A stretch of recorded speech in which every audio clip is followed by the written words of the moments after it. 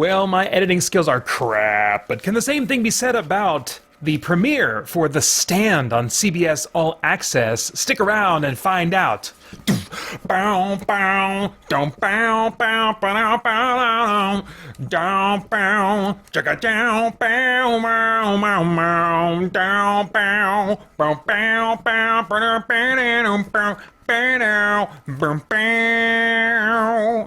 Anybody recognize that? You get bonus Pater points if you can name that song. And yeah, you should be kind of a no-brainer in one sense. Anyway, hey, I'm Pater Franson from christiangeekcentral.com and Spirit Blade Productions. This is my uncut review of The Stand, or at least the premiere for The Stand on CBS All Access. This is a limited series that's going to be running maybe just the one season. I'm not quite clear on that. 9 episodes.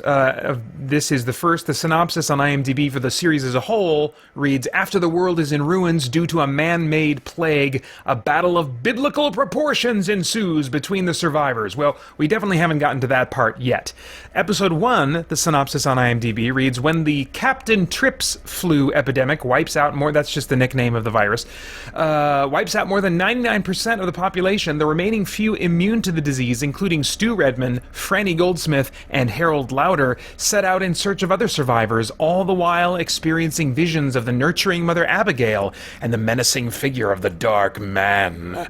All right, so what is this animal? I'm not going to compare it to the book. I've not read the book. I'm not going to compare it to the 90s or whatever it was TV series, because it's been since the 90s that I watched it, so I don't really remember specifics about where this is going, except for basically what this thing says here, that, you know, we're heading to a big battle between presumably good and evil. But what this is moment to moment, I think, in this opening episode is a post-apocalyptic drama with supernatural overtones.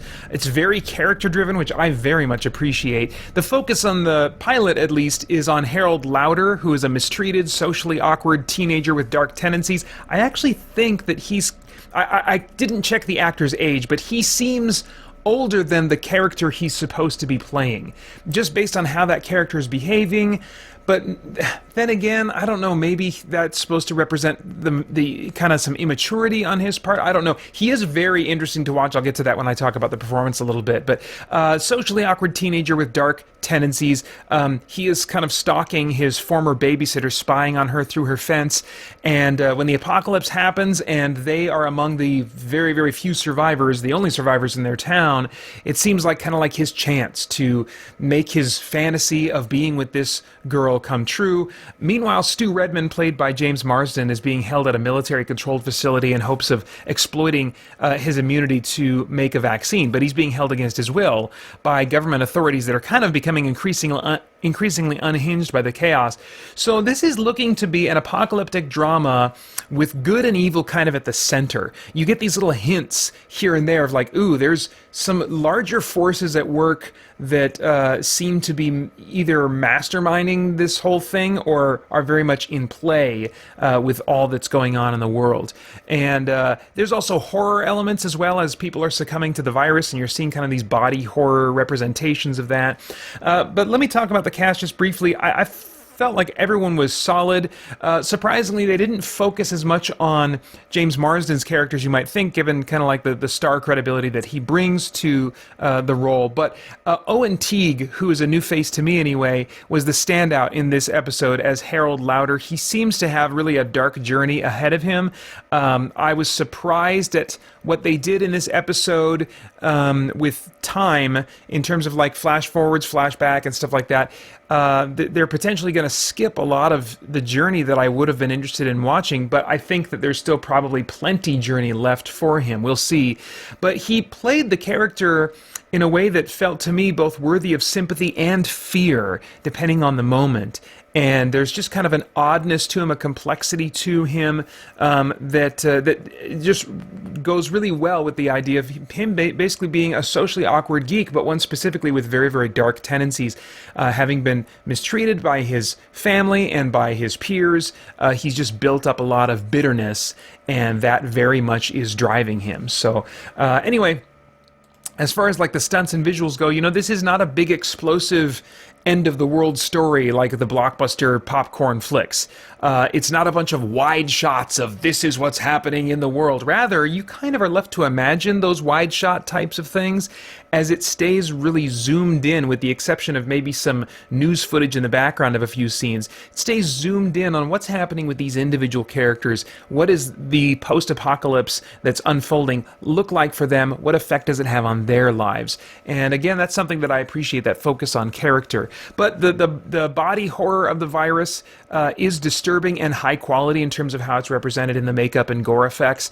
There is really a disturbing, like the people that get the virus, if they live long enough to suffer through this part of it, they get a big swelling of their neck, like crazy Jabba the Hutt type swelling.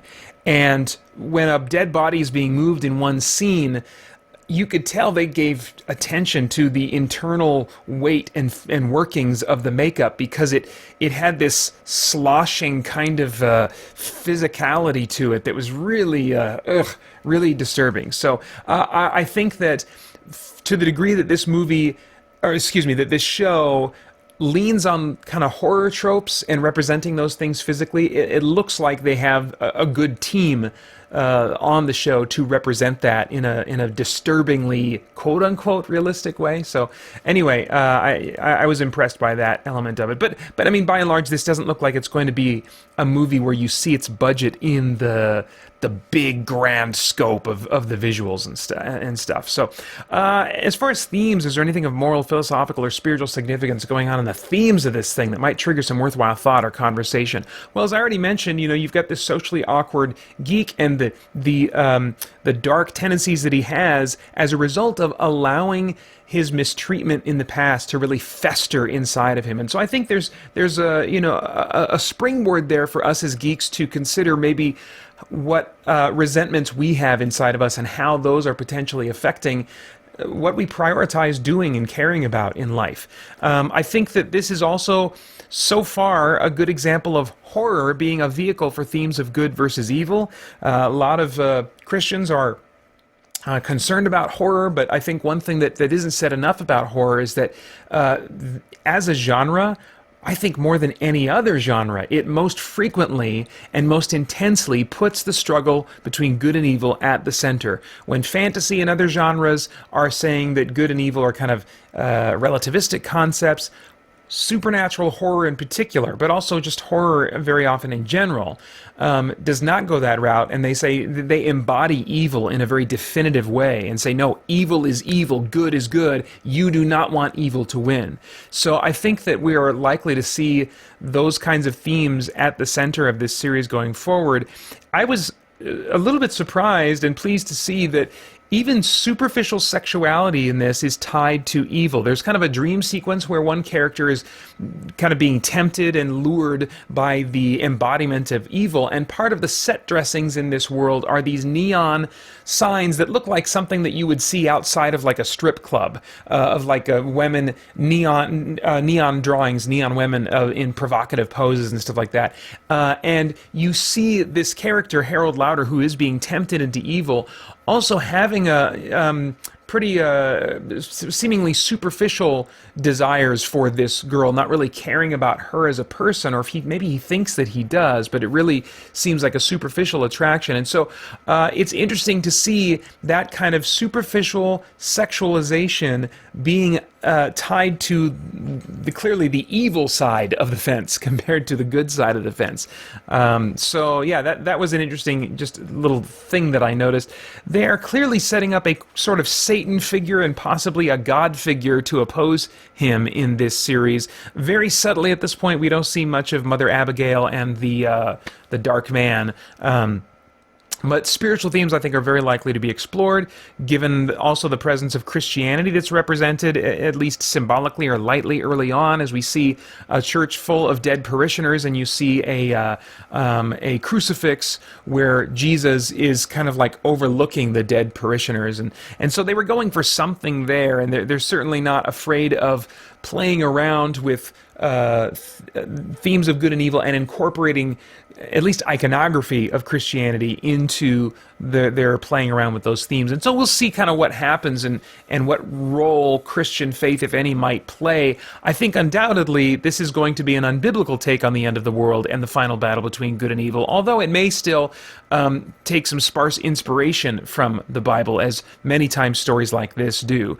Or they may even quote the Bible and, treat it. The thing about the book of Revelation is there's a number of people that interpret it as like it's so symbolic, and it is only symbolic and really cannot be understood. The symbols just keep it at such a distance that it's anybody's guess as to what all of it means. And actually that's not the case. If you look into the genre, the apocalyptic genre of writing that was used in the time that the book of Revelation was written, you can understand what John was getting at and all the references he's making. Yes, they are symbols, but they are symbols that are illustrating something very specific that is not challenging to figure out. Now, we can talk about how we don't know a lot of the timetable elements, and I think that makes sense because the Bible doesn't get very specific on that. But most of those symbols are tied to real-world ideas that we can understand. And so, but I think that a lot of people are under the impression that, like,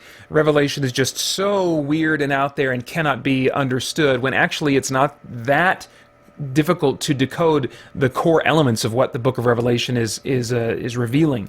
So anyway, but I think this is going to go in the former camp, not the latter camp, and is going to just kind of go off the rails and not be a representation of what the book of Revelation is getting at. But again, may still quote it now and then in totally inappropriate ways, or apply it in very weird ways. I mean, we'll see. But I think by and large, it's going to be not tying itself at all to the Bible as it explores the end times, quote unquote.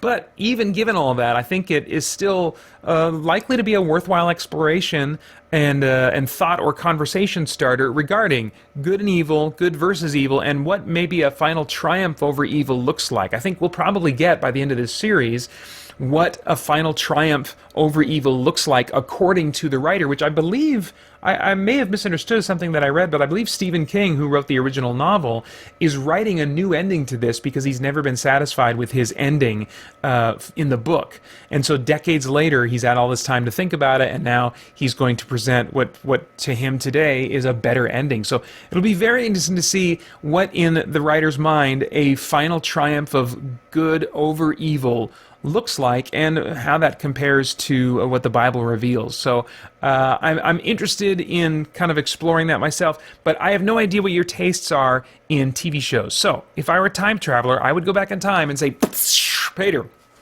okay, so it looks like it's going to be 9 episodes in season 1, with the final episode releasing February 11th. Not sure if it's just one season or not. Looks like it maybe is just one season. Anyway, it's not so compelling to recommend buying 2 months of CBS All Access to watch it.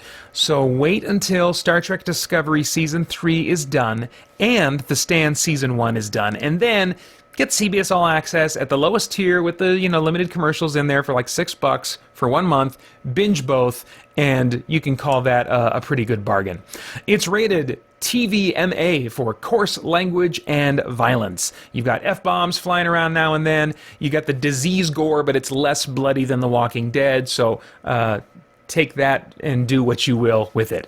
All right, those are my thoughts. I would love to get yours in the comments below. Please like, share, subscribe, click that notification bell, anything you want to do to help share this content with others, help make other people aware of Christian Geek Central. A lot of people, when they discover Christian Geek Central, are like, oh man, this is really cool. How could I have not known about this before? It's because I don't know all the cool tricks about how to let people know. Those tricks keep changing year after year. The best trick is no trick at all, and that's just you helping me to get this content out there. So please consider sharing this content with someone that you think might appreciate it and staying connected to it yourself. I'd be grateful for anything you want to do in that regard. I want to thank the Spirit Blade Insiders for making this review possible. If you want more info about the benefits of joining, you can go to patreon.com/spiritbladeproductions. And then, of course, I hope you'll join us soon over at christiangeekcentral.com as we continue to geek out and seek the truth. Do you believe in the supernatural?